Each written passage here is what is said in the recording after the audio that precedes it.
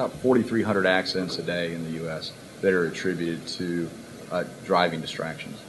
So that's the thing, I guess, to temper what we like to talk about is that there's no silver bullet in to solve a distracted driving problem.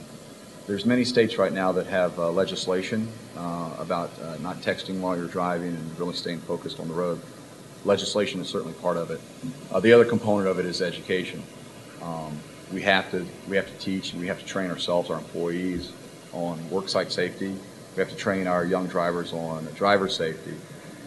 That's very important. Where TextBlocker comes in is we offer technology to limit the distraction behind the wheel, and also we give the power to parents or employers to limit that distraction at school or the work site, along with other cool things like receiving safe driving scores, location alerts to see if your son or daughter's made it to soccer practice at the appropriate time, and other things. So it's really given kind of an extension of your parenting to an off-site location. Okay. I'm actually going to stop here because Cristina Sanz has joined us, and I want to introduce you. And Cristina, actually, I was going to say, is from Parrot, and Parrot is a company that changed my life when I installed a Bluetooth hands-free car kit in my car. Made an incredible difference. And you guys make Bluetooth for all kinds of things, motorbikes, scooters, everything. So can you just tell us a little bit about Parrot? Sure. Well, the company was founded in 1994, and since then we started with the car kits. So that's and voice activation. And when the Bluetooth came on board, we found out that that was a great way of improving the car kits and the way to install in the car. So since then, we have been evolving, and as you said, we have been manufacturing all kind of Bluetooth devices, specifically hands-free car kit solutions for the car, motorcycles, and we also have some portable solutions. Okay. And since we're on you, do you want to talk about how the mobile phone plays into all of this? Sure. Well, basically, our whole strategy is just to have the mobile phone. We believe that the mobile phone is the center of our lives right now. So following that strategy, we are a very funnel-centric company, and all our products were more or less built around that idea.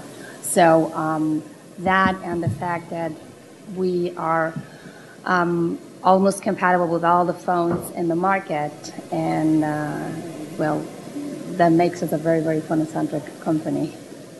Okay. David, you talked about being able to see your baby monitor on an iPhone. One of the things we did, again, we have the software and the kit that is compatible with almost any baby monitor that has audio-video output or USB cameras to that extent.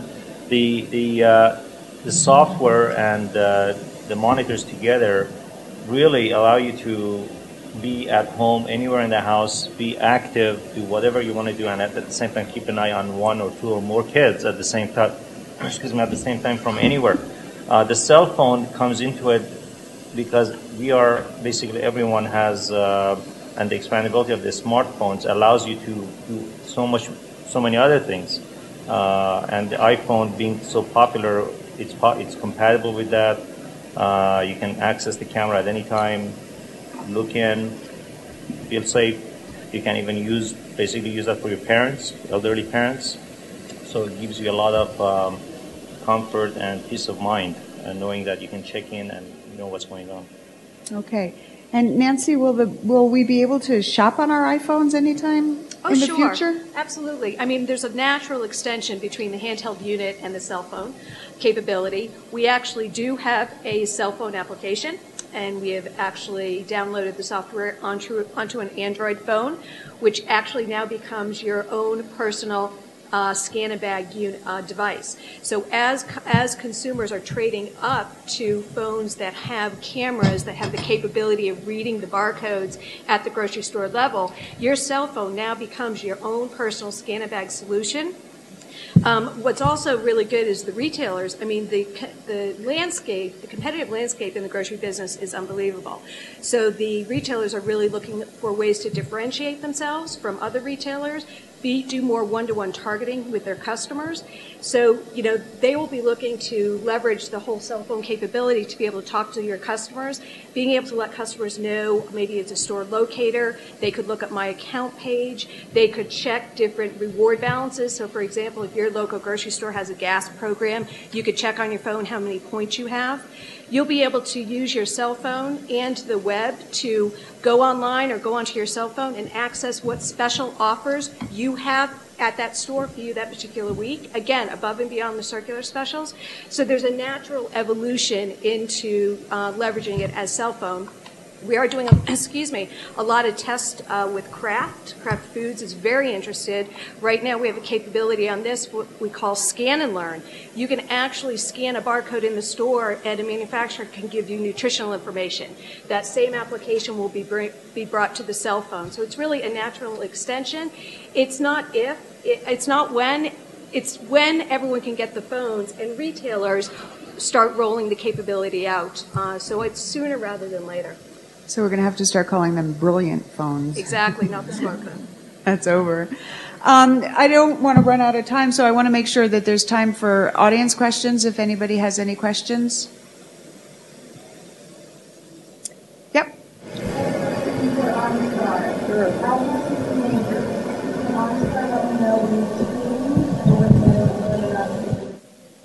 We get that question a lot, and what's really important to us is the privacy of our subscribers. And what we've heard from our subscribers is they don't want us to overstep our boundaries. So at this time, we don't do things like that, but we have gotten a lot of questions like that. But at this time, we very much respect the privacy of our subscribers. Yes? Do you have any feature which analyzes your reach while you were driving? Analyzes what? Reach of obstacles, or moving obstacles, some car is changing lane or coming to your lane, you are speeding into the next car. As of right now, we don't actually have that. We are working with the GM engineers. There's a lot on the whole V2V, the vehicle-to-vehicle systems, and there's a lot of that coming. There's some really smart people who are working on those kind of things, and I think, stay tuned, you're going to hear some more about those kind of things very soon. Yep, in the back.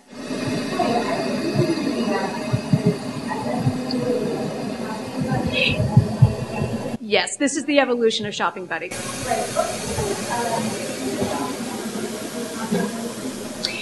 So right now, retailers look at adoption and usage differently. Usage could vary by week based on the store. When they look at adoption, they really develop a formula to say what customer has really adopted this technology as a preferred form of shopping. So right now, with the retailer that we're working with, we're seeing about 8 to 9% adoption, meaning that 8 to 9% of their shoppers are using it constantly as their form of shopping. But what's more important is they also look at a correlation between adoption of customers and percent of front-end sales. So what percent of their total front-end sales are going through this? Because ultimately, there is it's not the primary reason for a retailer to do it, but they will realize some labor savings. So those are some of the metrics that a retailer looks at in terms of success criteria.